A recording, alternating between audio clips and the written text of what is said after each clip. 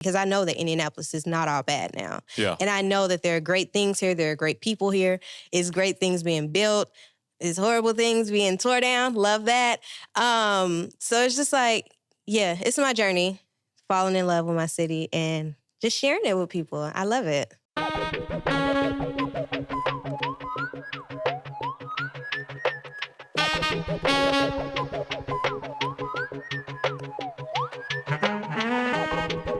We're good? You all ready? You good? Ready? Good. All right, ready? All right.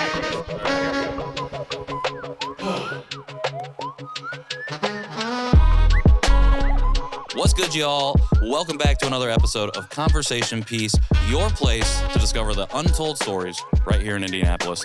My name is Patrick Armstrong. I'm your host, and I'm excited to be back for another episode of 2025, the Year of Community. I'm also excited because my guest today is super dope.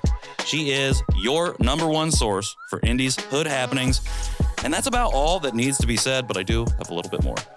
She's a multidimensional artist, host, and entrepreneur who builds community here in the city by living it. If you haven't seen her at an event in this city, then you haven't really been to that event yet.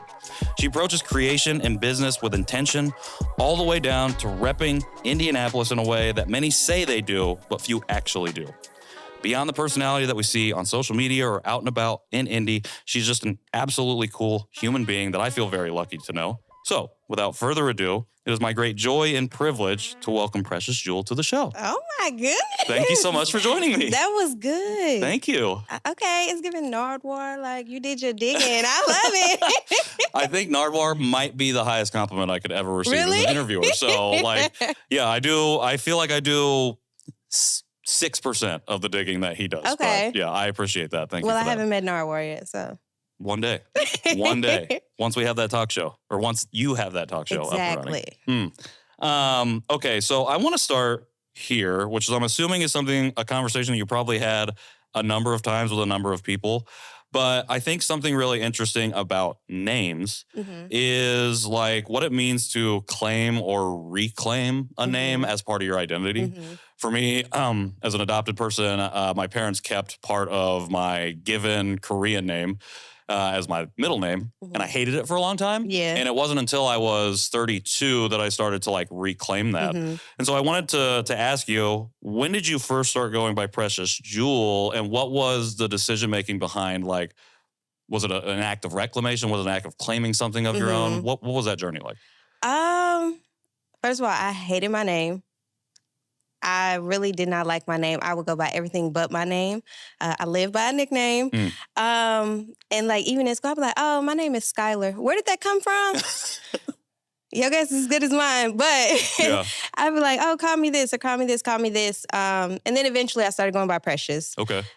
Just because that's my first name, you know? Sure. But I hadn't really embraced my full name until 2021, I believe. Okay. And that was when I kind of said that I was done with, I said that I was done with anxiety. And I was like, I'm going to live life. And in 2021, I lost my brother to gun violence. And I was like, life is short. I'm going to go out. I'm going to do the things. I've been living with anxiety. I'm going to get outside. And it was just like a new me was born. So I was like, yeah, call me Precious Jewel. Precious Jewel. Precious Jewel. And even then, like, I hadn't fully embraced it. Sure. Like, I was married and I was still, oh, I'm Precious Norris. I'm Precious Norris. And that, yeah, looking back, it's like, oh, wow, I really got rid of a lot of me. Sure. But eventually, and I think even more with splitting from him, I was like, Precious Jewel. And just here lately, I'm like, give me my last name back. I am Precious Jewel Henson, right? Okay. You know, I really love Precious Jewel. And my mama ate with that name. Yeah. And it's like really just like everything that is supposed to happen happens. She was going to name me Diamond Monique. Would I be the most Diamond Monique? You know? No, Right. the most Precious Jewel. It just fit and everything just works out. And she gave me so much content with my name. I can like flip that any type of way. So it's just like really dope. And I love my name so much. I love it too. I think I don't want to just gas it up too much, but it feels very iconic. Like it's a name absolutely. that you don't forget. Absolutely. And it's even if you don't know maybe the context of where you're hearing it, you're like, that's like, what is this? Like I need to tap into this and figure out what's going on here. I appreciate you sharing that, especially this idea of I'm going to step into and live as my full self, or at least the approximation of whatever that is that I know it to be at this time. Can you talk a little bit about stepping into that version of you as Precious Jewel, and like what were the feelings that you were having as you started to make this shift? It was scary. Sure. It was very, very scary. I started a business. I was selling soaps, and I don't know. At first, like I never corrected people. Like at this point, I wanted to be called Precious Jewel. Yeah. But I was like, oh, they're just saying Precious. That's fine. Like, that's okay. And then it came to a point where we started the blog, and I was just like, no, it's Precious Jewel. Say the whole thing. You know, like a pimp named Slickback. Say the whole thing. For sure. But it was beautiful. Yeah. It was beautiful. It was scary. It was new. It was just a lot. It was all the things. It was so beautiful. I cried a lot. Just because I feel like God always pivots me. Yeah. Like I'm always pivoting. And it was like I went from selling soap to being a full-time artist, being a sculptor, and then now here. And I'm like, is this the last stop? Probably not. Sure. But I'm taking it all in. But I feel like Precious Jewel is the last stop. You know, like I'm not gonna be taking on any more names. For sure. Precious Jewel is me. I am Precious Jewel. Whatever I do, I'm gonna do it as Precious Jewel. Take it or leave it. That's the end of the show. Check us out wherever you get your podcasts. Right. I love that because I feel like it's really difficult, especially right now, for people to feel empowered to be that version of themselves and to be unapologetic about it and talk about it in the way that you just talked about it. Like standing 10 toes down, being like, this is me and I'm going to do this whether you want to or not. And whether you don't want to, that's fine, but you're still going to respect me enough to say my full name and do it the way that I'm asking you to do so out of respect. Yeah. And I appreciate that because we need more modeling of that, especially again, right now in this moment where it feels like you have to be a certain way. And if you're not that way, you're now over here on the margins. Exactly. I mean, not that we haven't always been on the margins, but to see someone living that full, authentic version of themselves, I think is incredible. So thank you for doing that. You talked about doing soap, sculpting, a lot of the things that you've been involved in. Yeah. I said at the beginning, multi-hyphenate creative. Like you do a lot of different stuff. Do you remember your first creative expression, the first time that you were like, just expressed yourself creatively? I don't know the better way to ask that question. I remember making my first soap. Horrible. Absolutely horrible. Like trash. I should not have been doing that. But, you know, you got to start somewhere. You're bad at everything at first. But I remember that it was during quarantine. We were stuck in the house. I got a little stimulus check. I was a stay-at-home mom. Sure. And I was just scrolling Facebook all day long, and I saw this lady making soap, and I was like, oh, I can do that. So I ordered all the supplies on Amazon using my little stimulus check. And I made my son some breast milk soap. Okay. And it was trash. I didn't know what I was doing for real. It was like, it had rose petals in it, which nobody told me. Well, I didn't know, like, you couldn't use botanicals in learning experience. It was trash. It was. And look, I can't emphasize that enough. But it felt good. Sure. Like, it felt really good. Like, up until, I won't even say then, because even then I didn't really feel artistic. Okay. I just felt like I was doing something and I wanted to show people. Yeah. I look back at that picture every year on Facebook. Okay. Trash. Trash, but also fuel and motivation to continue to get better at the stuff that you're doing. So you said you didn't feel artistic before. Did you partake or do any like art things prior to that at all? Just as like never a hobby, a one-off? Never. Nothing. Never. And even with making soaps, like I would make faux food soaps, even when I got good, I still didn't feel artistic. Like I tell people all the time, I'm like, oh, I wasn't an artist until like 2023. Okay. when I started sculpting. They were like, that's literally art. You're making soap that looks like tacos and chicken and waffles. Sculpting the soap into these beautiful creations. But it just didn't, it wasn't my art. I think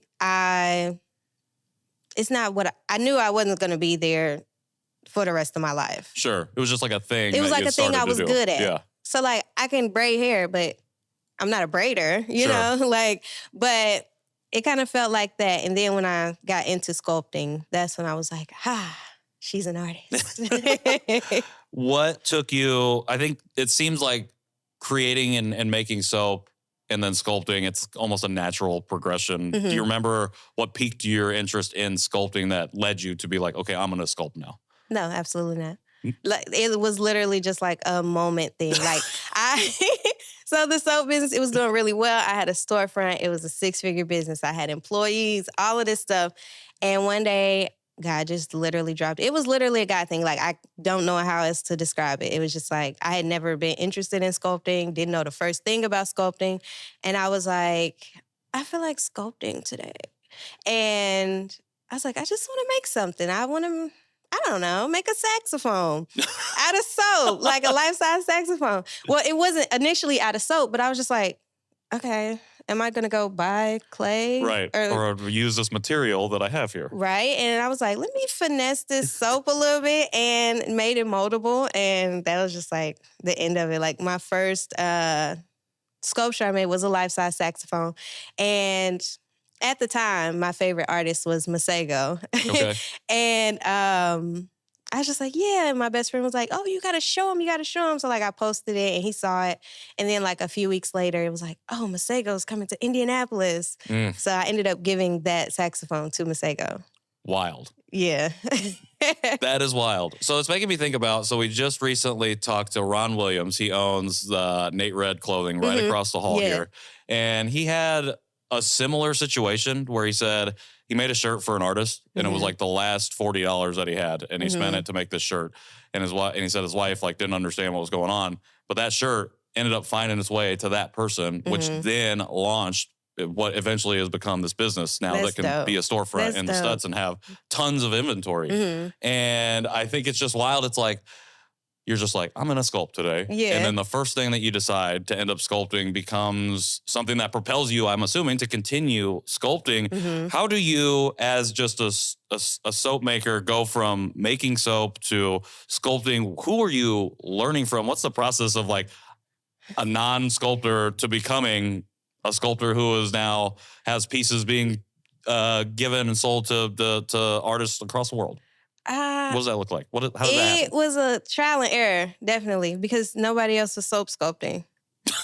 All right. So That's like, what I'm saying. Who do you learn from in order to continue to build that skill? I literally just started. And I don't want to sound cocky and be like, oh, I just learned on my own. But I did. Sure. Like, I didn't see anybody that was making the type of art I wanted to make.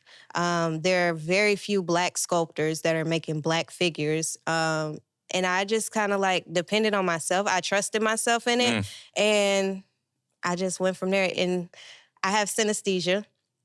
So like when I listen to music, I see like different scenes and different things. Okay. And sometimes I would see pieces like even before I started them.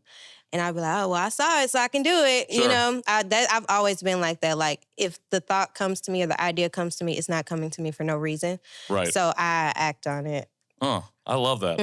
That's my big thing. And I know a lot of people don't do that. So I really take pride in that because I'm like, yeah, if I saw it, I can do it. So. Well, a lot of people probably aren't capable of. I would say that I could not just see something and be like, yeah, I could probably do that. I'd probably be like, no, that's not for me. Look, it's like optimism or delusion. Right. You know, definitely always leaning towards delusion for me. But it's probably because I'm just like, I'm working my way back to like reclaiming my self-worth to be like, oh, I can do those things. But I'm still on the side of like, no, I'm not gonna make that soap. Yeah. I'm not gonna sculpt that thing right now. So one of the things that I think is important in creation is place too. Is there a place in the last few years that you felt most at peace when you're creating, or a place that you felt most inspired while creating? Those are two different things, but. I don't think a specific place. I love music. Okay. So wherever I'm at in my head when I'm listening to music, that's where that's the my place. creativity is coming from. Yeah. Okay. Is it possible for you to walk us through, even just giving us a glimpse of what that looks like as you're like, here's where I am and where I'm pulling creativity from? Because I think a lot of people could potentially tap into that to themselves, where it's like, oh, I just need to look in maybe a little bit more. Okay, I'll walk you through like my process of doing a live sculpting. Okay. So live sculptings, I sculpt at fundraisers, different events. I did Melanin in May last year. So I sculpt the scene. And I kind of just tap into the vibe of the event. Sure. Like, I don't plan anything. Like, even when I'm making, like, there are certain pieces, like commission pieces, people are like, oh, we want this. And I'll just be like, okay, this is what I'm making. But when I just make art freely, it's just like, I don't have a plan. I'm just going to start. Like, I know I want to make a Black figure, and that's all I got. So yeah, just kind of tap into the energy of the setting, and then I will kind of zone out, like put my headphones on, or like if there's a DJ at the event, I'll like tap into that. And I'll just go from there, and I just start. And people are like, oh, who are you sculpting? I'm like, I don't know, actually. I'm just putting eyes, nose, and lips on this thing. I don't know who it's going to be. And usually it turns out looking like someone. Okay. And that's like really dope. Somebody's like, oh, that look like my Uncle Leroy. I'm like, would you like to buy it? Yeah. There you go. Sells itself. Yeah, so it's just like, it's really dope. And I'm like, hey, are these people that I've seen before? Like, subconsciously, I'm sculpting like faces that I've seen before, or what? Like, I don't know what it is, but it literally turns out different every time. I do the same process every time, and it just turns out different, looking like a different person. Probably the only thing that I switch up the most is the hair. So like, I'll do locks, or I'll do braids, or bald, or like different stuff. But I just think it's really dope just capturing the Black features and like highlighting those. Yeah. Well, you're rooted in like, this is what I want to sculpt out of. And then like whatever comes out of it is what comes. I think. I appreciate you sharing that, because I do think and again, I'm just like drawing on lots of stuff happening in life right now. Just drawing on my own experience of just like walking around and feeling like I need to be meticulously planned in creating. Because I have to hit on this, this, and this, as opposed to just freely creating in that way, and kind of letting yourself go to just make. It's almost like disassociation, but it's just like, you're just like, I'm in the zone, the flow state. Yes. How do you balance sculpture or any sort of creation as art for yourself versus art as a means for your business? I don't sculpt when I don't want to sculpt. Okay. If I'm not feeling it, like right now, which is kind of crazy that I'm saying I don't want to sculpt. Chris, listen, no, it's not like that. I have an art show in April. I have an art show in April that I reached out to Chris from 1,000 Words. And I was like, I want to do a show. I was very pumped up off of somebody else's show. I haven't sculpted in a long time. So it's just like, I feel like if I have goals in art, or if it's something that I want to do, I'll work my butt off to do that. Sure. And then as soon as I'm done, I'm like, okay, see you in about 3-4 months, you know? Yeah. So it's like, if I feel like creating, I will create. Now where I'm at is in like the form of content. Sure. So like media is my medium right now.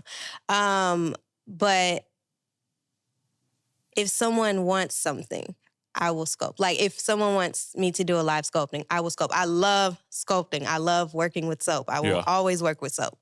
But yeah, if I don't feel like it, I don't. It's not a relaxing thing for me in this time in my life. So I'm like, yeah, I'll do it if somebody's paying the invoice, but it's not just something that I'm just hopping into right now. So. Totally. And I think, again, it's like, I asked Maxie this, but like, is there a difference? Are you separate from the brand of Nap or Nothing and Maxie? Are those two separate things? Are they the same thing? He's like, they're separate, because it's like, now people can come in and buy, or to the shop, and not know who he is, not know about his music or anything. And it's just a thing, because the brand has now went beyond that. And I think that's important too, because for some people it's like, you get so wrapped up in it that it becomes all of you. Like for me in the podcast, sometimes it feels like, okay, you're the podcast person. It's like, how am I differentiating that? I don't know if I want to just be boxed in to a specific label. And I appreciate this approach of just like, okay, I'm here with it and I'm going to do some of this other stuff, like the content stuff. Yeah. So before we get into that, I want to ask you this question. I think you are, I don't know if ubiquitous is the right word, but ubiquitously connected to this city. So I'm wondering how you, Precious Jewel, define Indianapolis. Oh, that's a good question. Thank you. Indianapolis is, a melting pot. And there's a little bit of everything here. It's beautiful. It is growing. It's rising. Things are falling. It's home. I can say that. I really feel that now. I did not feel that before. Okay. It is home for me. It's just beautiful. It's beautiful. The good, the bad, the ugly, all of it together. It's just beautiful for me. I love that definition. Yeah. And to build on that, when did you know you wanted to highlight those things and that you were the voice to step into that gap and start to do that? So originally, the platform, The Most Precious Jewel, was a spinoff from my Precious Jewel art page. Okay. Where there, I felt like these people are here to see art, artsy things, whatever. And I wanted to get my fits off. So I'm like, I'm going to just make this page to post my little cute outfits. And that's just it. Like, if y'all want to see my outfits, y'all go over there. No. God has so many other plans. And so I was showing the fits and I was having fun. I felt free. I was like, oh yeah, this is new. This is fun. And then Indy Fresh Market opened. Well, I have to say this first. I met my girlfriend at Butter that year. And then she just kind of hopped in and became my videographer. And the first video we did, I believe, was the Indy Fresh Market. Is that what it's called? Yeah, Indy Fresh Market. And it was like, I was like, oh, record this really quick. And she was like, okay. And I was like... And it was just like so weird because I had never done like a review video or anything. It was just like kind of like with the sculpting. It was just like, I'm about to do this right now. Yeah. Just because I want to.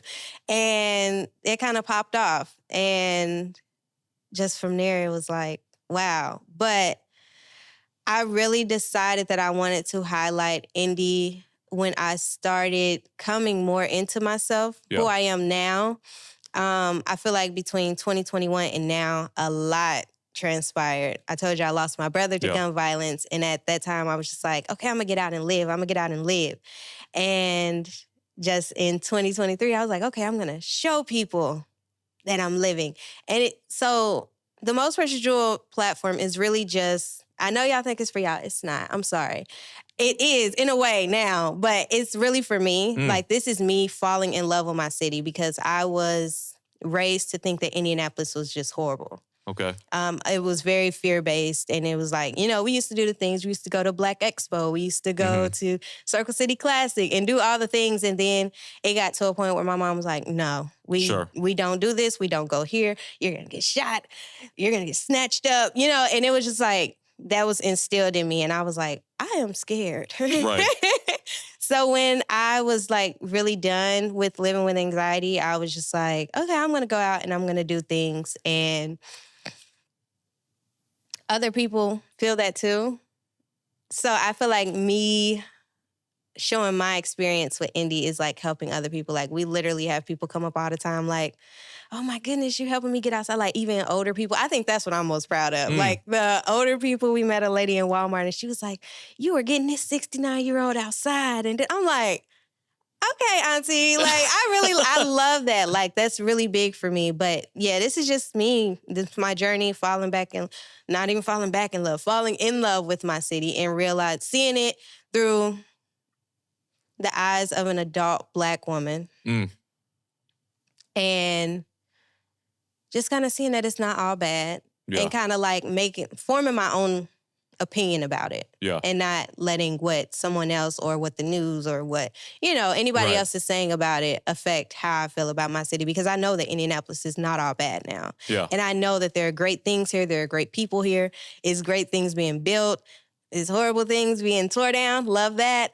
So it's just like, yeah, it's my journey, falling in love with my city and just sharing it with people. I love it. And I'm glad that it's impacts so many people. 100%. I think it continues to have a huge outsized impact. And like you just said, just like it's getting folks outside and they're literally being like, hey, thanks for getting me outside. Like just outside of my own house. You've talked about like your journey with anxiety. You've talked about how you went growing up at a certain point, it became we go outside and experience the city to we are fearful of what's happening in the city. Do you remember or do you have any specific recollections of moments where you started to break those cycles of fear and anxiety that you were like, okay, Indy is definitely not what I had been told and that I've been believing? Anything like specific or was that happened that way? It has. I would say it's been a lot of occasions, honestly. I will say when I first started going out in 2023, when I first started going out in 2023 and I was just going to events. Like anything that was happening, I was there. Every Thursday night, I was at Parlor Public House for the jazz night. That's where I met Jared. And he just embraced me so, so, so much. And then just going to different events. I just met so many people and that started becoming my family. And these people embraced me and they loved on me and they loved me through some stuff. And it was just like, there are really good people here doing really good things and people that really are not trying to snake you. Like with my anxiety, that was something I'm like, I don't know, they might be faking, know? 100%. But it was never like that. I just felt so much love from so many people. And I feel like that's what really pushed me over the edge to becoming the most precious jewel. I love that because it was the people that found that provided the gentle, soft space to be able to then live into yourself, to be able to then fall in love with something that you had been conditioned to be afraid of. I love that. And I just spoke that out because I'm like, I feel like I'm resonating with that journey in the same way. I grew up being like, you lock your doors when you're in Chicago or in Maryville or in Indianapolis. And just all of these fear-based notions of anything that was different, including myself, but because I was in this bubble of white safety, quote unquote, like that was protecting me. I could act as if that was the case and it was not. And I feel like, I appreciate you. I appreciate you and being open and sharing your journey. And again, this is the year of community. Just any ways that we can see community lifting each other up, I think is really precious to me. What a coincidence. As you fall in love with the city, as you highlight all the things that are happening around Indianapolis, what are some things that you think people are not seeing that you either want to highlight or that you are seeing that you're like, this is something that we need to be talking about right now? Oh, goodness. That's a good question. Any input?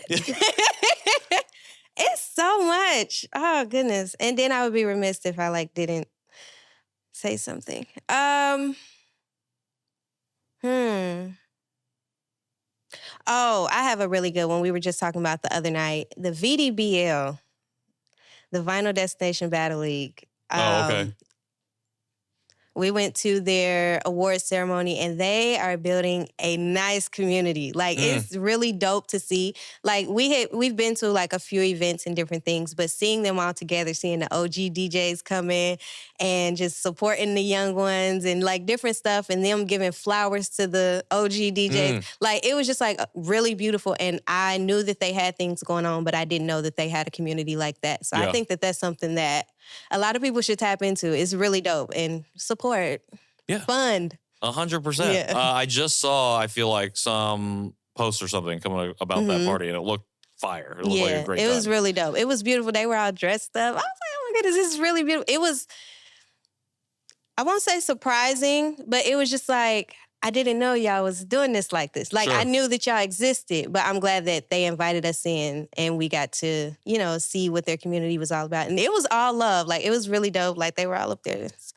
And it was just like really dope. So I loved seeing them together and loved seeing all of these Black men coming together and just uplifting each other, mentoring each other. It was just like really dope. And I know that they do like classes and stuff for like kids and different stuff. So that's really dope. I feel like the DJ community here in Indianapolis is incredibly supportive. Like, I don't know. Even at Streets this year, I felt like there was like all the DJ stuff that was going on in the back corridor. I was just like, this is a vibe over here. Like this feels like family, and nobody was like hating on each other. It didn't feel like there was like beef or whatever going on. Like it felt like it was like really supportive. So I'm glad that like there's community built for something like that. Yeah. Along this line of what we're not seeing here in Indianapolis, what do you think is the biggest, two-part question, biggest misconception about the city itself from people, just the layman, and then biggest misconception about what it is specifically that you do in the city? Okay. The biggest misconception about the city, I would say, I hear it all the time, it ain't nothing to do in that. Oh, yep. It ain't nothing to do in that. Are you on Threads? Kinda. Okay, that's a very common Threads topic I see. I'm just like, what? They're like, it's nothing to do in that. You just won't come outside. Like, what are you talking about? We're not going to come party in your house. Yeah, we're not. Right. Those days are dead. But it's like, it's so many things to do. And it's like, you have to think outside of what we've been conditioned to think is having a good time. Because there's so many things that are out here. And that's part of what my platform does, highlight the things that are available to us. I go and I scope out the places and I'm telling y'all, yeah, they welcome Black folks here. Or no, y'all might want to be, Yeah. But it's like so many different experiences that have been deemed like white people stuff, So, but like rock climbing and, it's so much stuff. So I think that's the biggest misconception is that partying is the only thing that's available. And it's not. It's not. It's okay to go out, have a drink, have a good time, dance, but it's so much. Like we have, what is her name? Sarah Boutwell. She has the Eminent Place and she offers all of these healing and wellness activities and she has people rotating in and out and that's really dope. Who else? It's so much. I just want to start naming everybody. But it's so much to do. So many people have really great things. Again, 1,000 words. Yeah.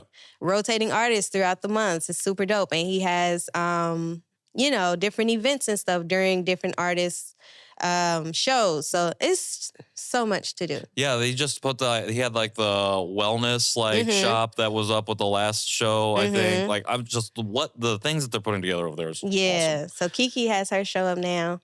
I see you, girl. She has her show up now and she's doing a bunch of different events. So that's really dope. But it's so much to do. And people don't go out on First Friday and that's their problem. Get outside on First Friday. Like, it's so much going on First Friday. Anything that you could think of, any type of scene that you're in, they doing something for First Friday.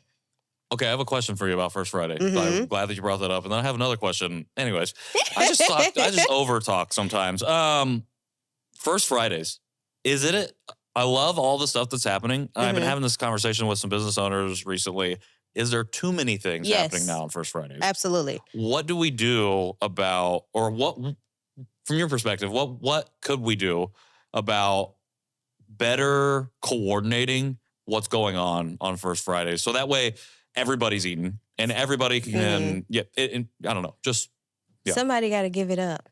Ooh. Not give up what you're doing. Right. Give up First Friday. Move to second, third, maybe fourth, So it's like move to third Thursday, or something like that if you want to keep the little wordplay going.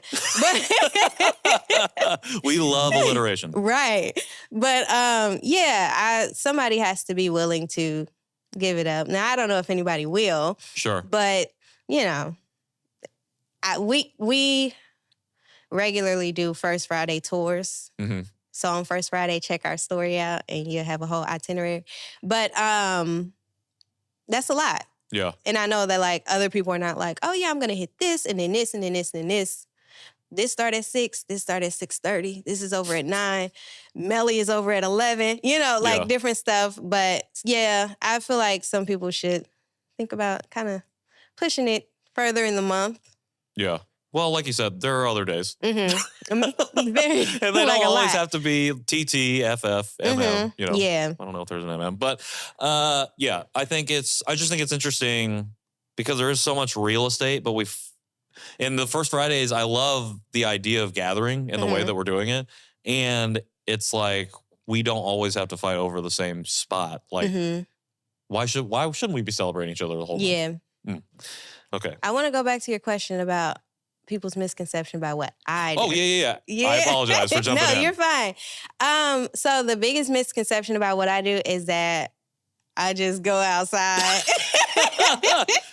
They're like, oh, you just be everywhere. Yeah, and then I'll be up in the house editing. Right. So like when y'all don't see me for about a week, I'm put up editing. Or just like the social media culture.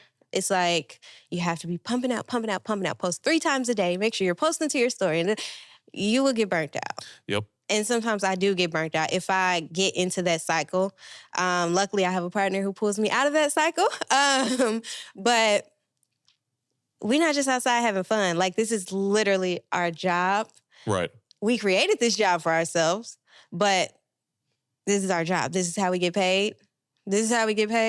So y'all got to be willing to pay the price. I love highlighting my city. And, I would do it for free, but I don't have to. I don't have to. And I have a son that likes monster trucks. So I need a little money because he want a real one.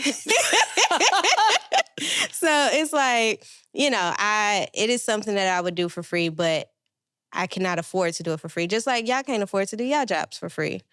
And it is sometimes, a lot of times where we look out for people, especially small businesses, Black-owned businesses, where we just look out, but we can't look out for everybody.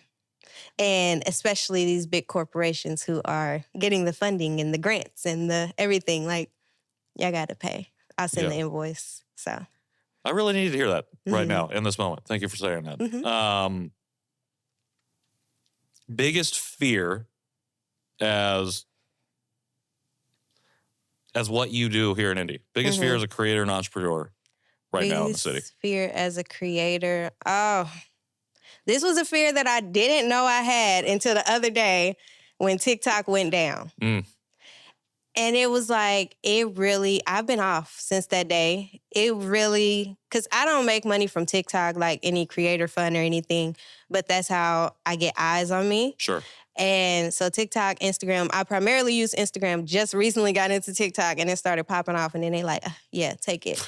And even putting it back, I'm like, do we even want to use it now? Sure. Yeah. But yeah, it's like, it could be taken away.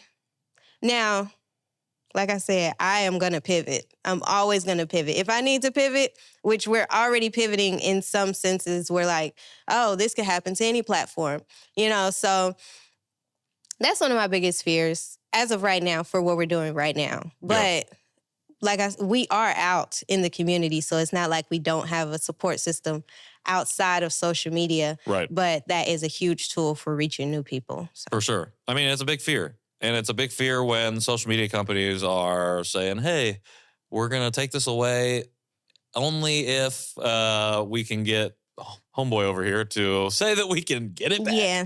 And it's all kinds of effed. So I definitely understand that fear for sure.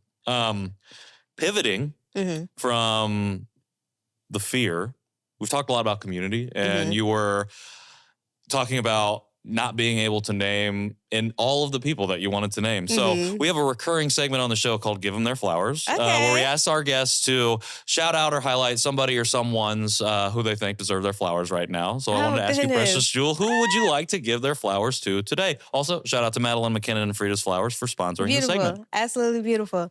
Who would I like to give flowers? I'm going to run his name back. Jared Thompson, again, for being one of the first people in the community to embrace me and to love on me and show me that not everybody out here is bad. I'm looking straight into the camera because I'm talking That's to your you. Camera. Who else? Oh my goodness. I got like millions of names flooding in my head. Oh, I would like to give her flowers to my girlfriend, Tiara. She's amazing. Woo! And she came right in working and she has been amazing and has really helped me with my mental health and pacing myself in what I do. So yeah, she's great. I love her. Who else? Lord, I'm going to give you your flowers. Whoa. You are absolutely amazing. Absolutely amazing. I love your platform and the platform that you're providing, the people that you have on, and we get to hear their stories. And it's just beautiful for the work you do, how consistent you are with it. It's a lot of things going on in the city that are not consistent, but we can count on Conversation Piece Podcast, okay? Love it. I absolutely love it. So, that's not what the segment is about, by the way. What is it about? Highlighting me. Oh, yeah, and I did it anyway. But I want to do one more. Do it. I'm going to give flowers to my mama, Keisha, because she's a great woman. She's an amazing woman. She raised us very, very well. And she has been with me the entire time. She is one of my biggest supporters. And my daddy, Randy, they're my biggest supporters on Facebook. They gonna share a post. Okay. And my mama gonna say, my baby is a celebrity. Every time she share. And my daddy, he just gonna share it 5 times because he don't know how to really work Facebook. But you know what? Shout out to my parents. I'm giving them their flowers for my mama for naming me. We're gonna get back to that. My mama for naming me and just being supportive. And I love y'all.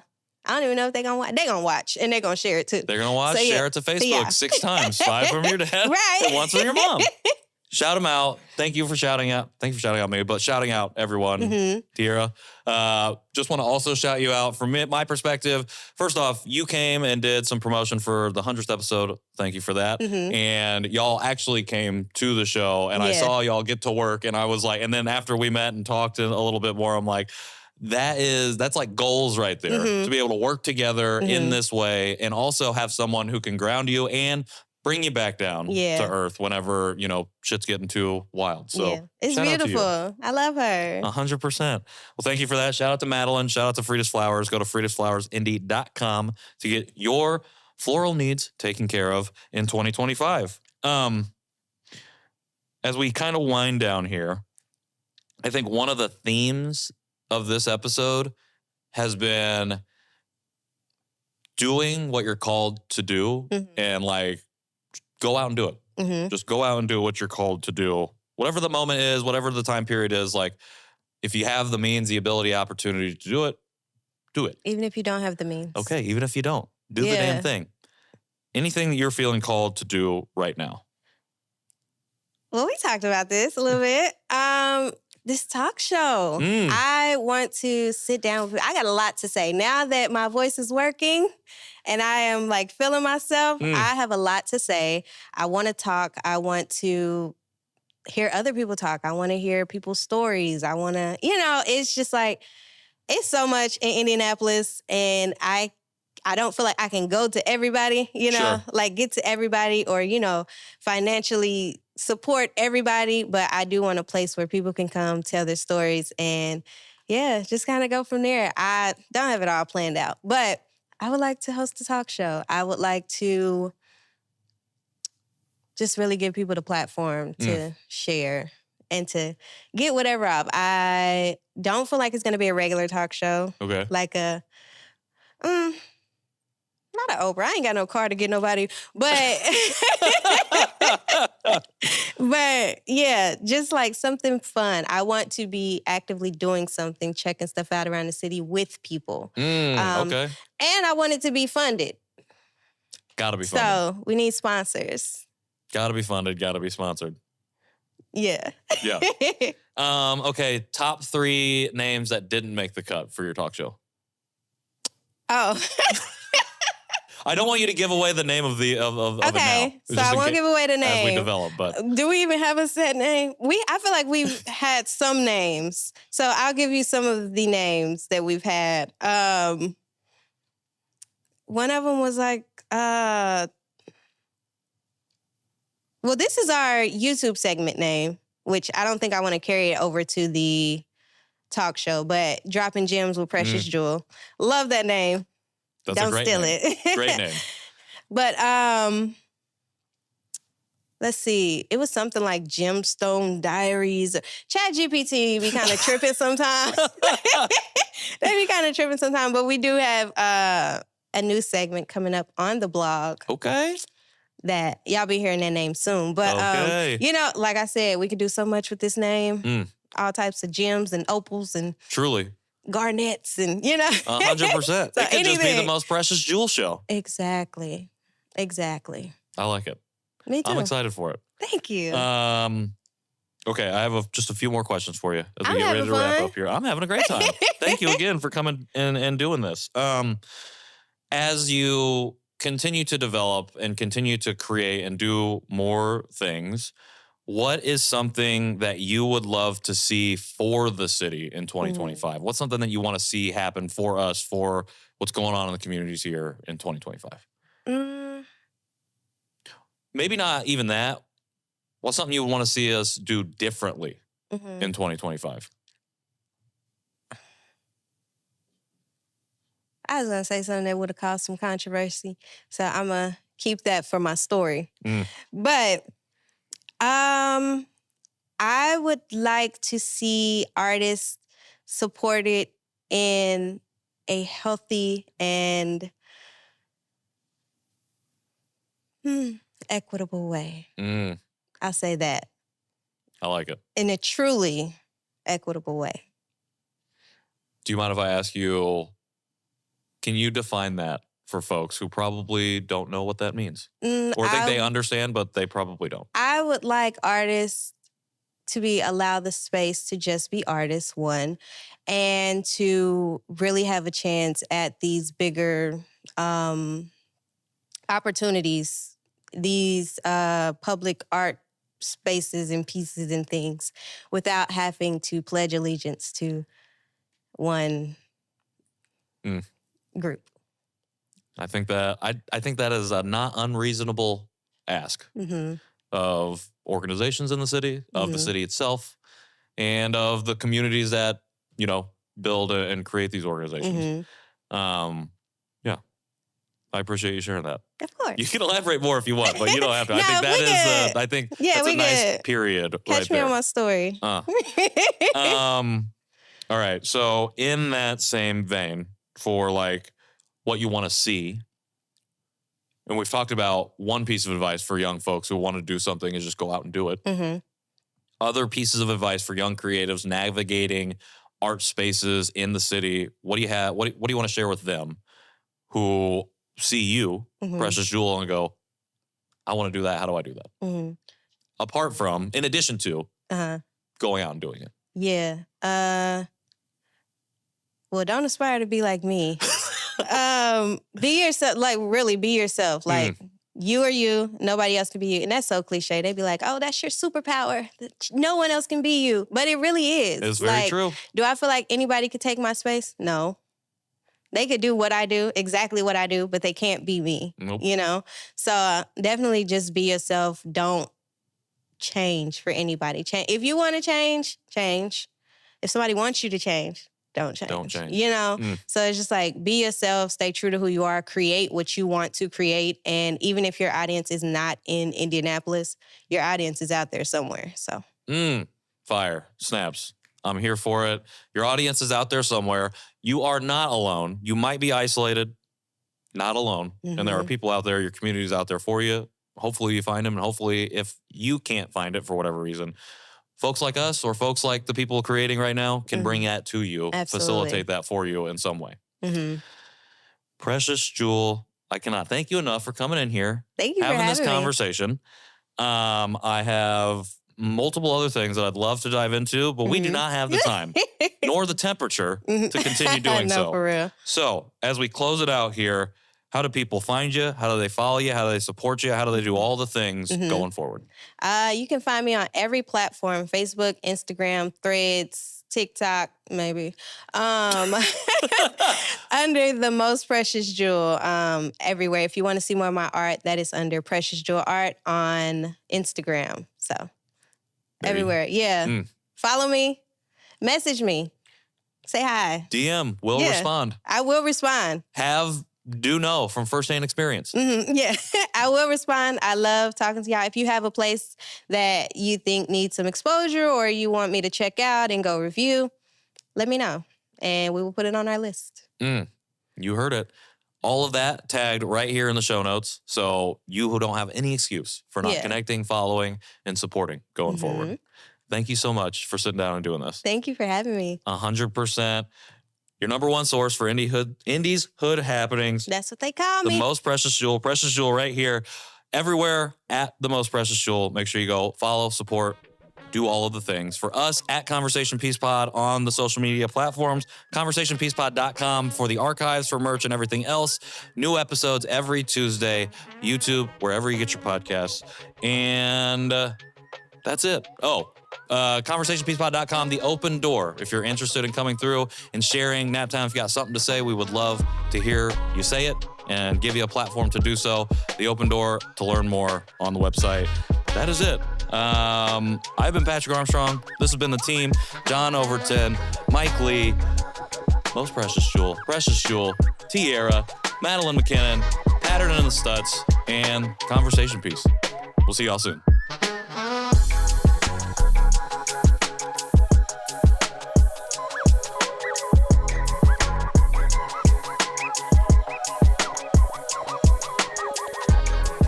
Good? You all ready? You good? Ready? Good.